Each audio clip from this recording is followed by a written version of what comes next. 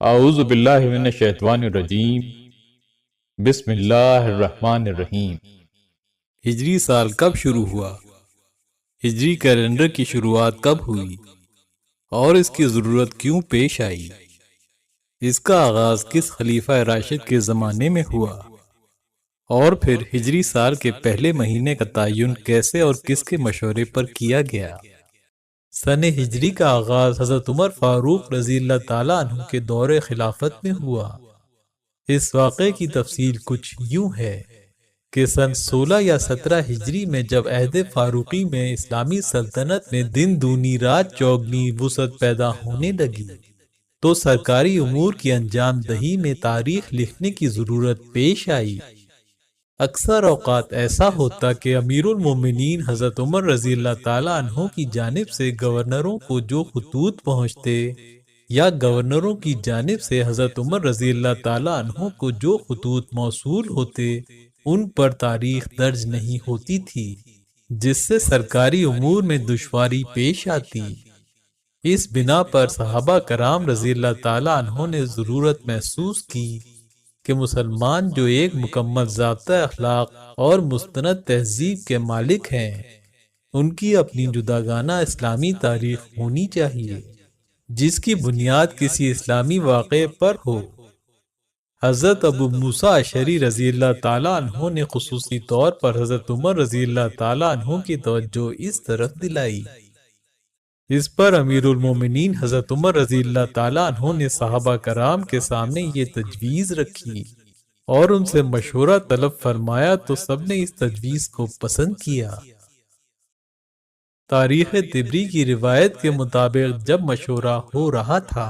اور اسلامی تاریخ کی ابتدا پر صحابہ متفق ہو گئے تو اس بارے میں سوال پیدا ہوا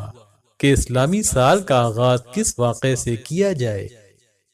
صحابہ کرام رضی اللہ تعالی عنہم نے اپنی اپنی رائے دی۔ بعض صحابہ کی رائے یہ تھی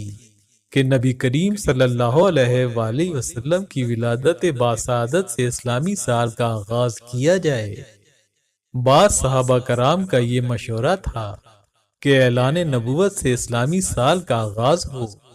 اور بعض نے وصال نبوی کے سال کا مشورہ دیا، لیکن حضرت علی مرتضیٰ رضی اللہ تعالیٰ عنہ نے مشورہ دیا کہ اسلامی سال کا آغاز و ابتدا ہجرت نبوی صلی اللہ علیہ وآلہ وسلم کے تاریخی واقعے سے ہو، کیونکہ یہ واقعہ اسلامی تاریخ میں سنگ میل کی حیثیت رکھتا ہے۔ اسی واقعے کے بعد اسلام کو فروغ و قوت نصیب ہوئی اور مدینہ منورہ کی اسلامی ریاست وجود میں آئی۔ چنانچہ اس رائے کو سب نے متفقہ طور پر پسند کیا اور یہ طے ہوا کہ اسلامی تاریخ کی ابتدا ہجرت کے تاریخی اور انقلابی واقعے سے کی جائے، کیونکہ یہ واقعہ ایک طرف مسلمانوں کی مکی زندگی کی یاد دلاتا ہے جہاں مسلمان مجبور و مظلوم تھے، قبول اسلام کی وجہ سے انہیں طرح طرح کی تکلیفیں دی گئیں، راہ حق سے ہٹانے کے لیے ظلم و ستم کے پہاڑ توڑے گئے، ان کا مال و اسباب سب چھن گیا، جان سے مارنے کی دھمکیاں دی گئیں، اور یہ حرب کام نہ آئے تو مال و دولت اور جاہ و منصب کا لالچ دیا گیا۔ بالآخر نبی کریم صلی اللہ علیہ وآلہ وسلم کے حکم پر مسلمانوں نے مجبور ہو کر اپنے دین کی حفاظت کے لیے اپنے گھر بار اور وطن چھوڑنے کا فیصلہ کیا، اور رات کی تاریکیوں میں ظالموں کی نظروں سے بچتے بچاتے مکہ معظمہ سے ہجرت کر گئے۔ مشرکین نے جب یہ صورتحال دیکھی تو آپ صلی اللہ علیہ وآلہ وسلم کو قتل کرنے کا منصوبہ بنایا، اور اس مذموم مقصد کو عملی جامہ پہنانے کے لیے ایک رات آپ صلی اللہ علیہ وآلہ وسلم کے گھر کا محاصرہ کر لیا گیا، تاکہ جیسے ہی آپ صلی اللہ علیہ وآلہ وسلم گھر سے نکلیں آپ کو نعوذ باللہ قتل کر دیا جائے۔ مگر آپ صلی اللہ علیہ وآلہ وسلم اسی رات اللہ کے حکم سے اس کی حفاظت میں مدینہ منورہ کی طرف روانہ ہو گئے۔ اس طرح مشرکین مکہ اپنی مذموم کوششوں اور اسلام کے بڑھتے ہوئے سیلاب کے سامنے بند باندھنے میں ناکام ہو گئے، اور یوں مکہ کی اس تاریک رات کے بعد مدینہ منورہ میں اسلام کی ایک نئی صبح اور نئے دور کا آغاز ہوا۔ ہجرت کے بعد صرف 10 سال کی قلیل مدت میں اسلام جزیرہ عرب سے نکل کر دور دراز کے علاقوں میں پھیلنے لگا۔ ہجرت کا یہی وہ روشن پہلو تھا جس کی وجہ سے صحابہ کرام رضی اللہ تعالی عنہم نے اسلامی سال کی بنیاد اس واقعے پر رکھی۔ امیر المومنین حضرت عمر رضی اللہ تعالیٰ عنہ اور صحابہ کرام رضی اللہ تعالیٰ عنہم کے سامنے یہ سوال تھا کہ آخر کس مہینے سے اسلامی سال کا آغاز کیا جائے۔ سیرت ابن کثیر اور تاریخ طبری کے مطابق بعض صحابہ کی یہ رائے تھی کہ اسلامی سال کا آغاز رمضان سے ہو، اور بعض کی رائے یہ تھی کہ محرم الحرام سے، کیونکہ یہ محترم اور معزز اور حج سے واپسی کا مہینہ ہے۔ پھر اسی پر ان سب کا اجماع ہو گیا۔ اس کے علاوہ ماہ محرم الحرام سے سال کے آغاز کی وجہ یہ بھی بتائی جاتی ہے کہ مدینہ سے حج بیت اللہ کو آئے ہوئے مسلمانوں نے حج کے درمیان ذی الحج میں نبی کریم صلی اللہ علیہ وآلہ وسلم کو مدینہ آنے کی دعوت دی، اور آپ صلی اللہ علیہ وآلہ وسلم نے اس دعوت کو قبول کر لیا۔ پھر جب محرم کا مہینہ آیا تو حضور نبی کریم صلی اللہ علیہ وآلہ وسلم نے مدینہ کی جانب ہجرت کا ارادہ فرما لیا۔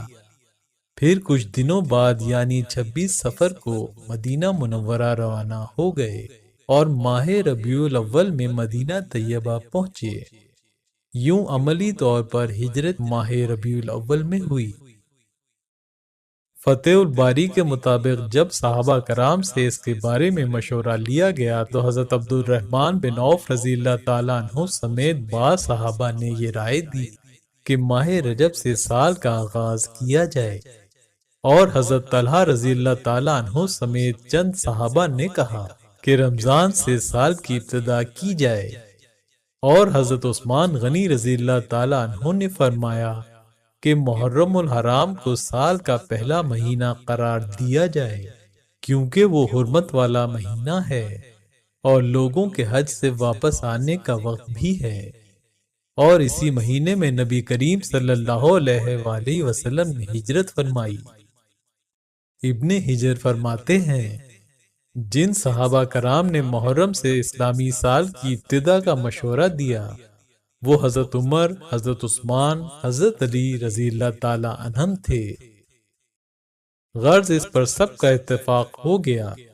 اور صحابہ کرام نے ہجری سال کا پہلا مہینہ محرم الحرام کو قرار دیا، اور اس کے بعد تمام واقعات کو خلیفہ دوم حضرت عمر فاروق رضی اللہ تعالی عنہ کے عہد خلافت تک مرتب کیا گیا، اور اس طرح باقاعدہ طور سے اسلامی سال اور تاریخ کا آغاز کیا گیا۔ یوں صحابہ کرام نے اسلامی تاریخ کی اثر نو بنیاد ڈالی اور اس کو رواج دیا۔ اس سے قبل عیسائیوں میں حضرت عیسیٰ علیہ السلام کی ولادت شریفہ کی تاریخ رائج تھی، اسی طرح یہود کی اپنی ایک تاریخ موجود تھی، اور مکہ اور اطراف کے لوگوں میں ہاتھی کے واقعے سے تاریخ رائج تھی جس کو عام الفیل کہا جاتا تھا، جس کا وقوع نبی کریم صلی اللہ علیہ وآلہ وسلم کی ولادت شریفہ سے صرف 55 دن قبل ہوا تھا۔